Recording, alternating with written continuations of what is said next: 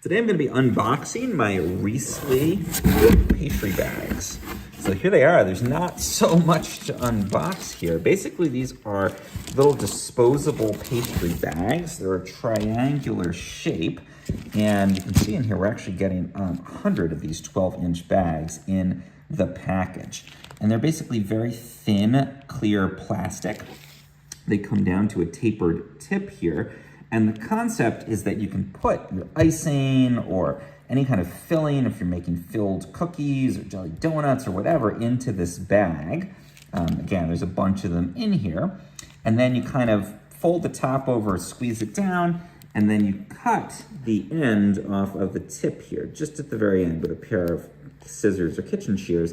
And it creates a bag where you can basically squeeze and the icing will come out in a controlled way. You can put tips in here if you want to get fancy and use different patterns and styles. But when you're done, you can just throw this away. You don't have to bother with cleaning out a traditional pastry bag, which can be really a pain. It's very challenging to clean those out. So the idea is it's disposable. I'm looking forward to using these. Again, we get a bunch in this pack. There is some information, apparently, instructions about how to use this, but I think it looks super simple, and this is gonna be great for making filled cookies.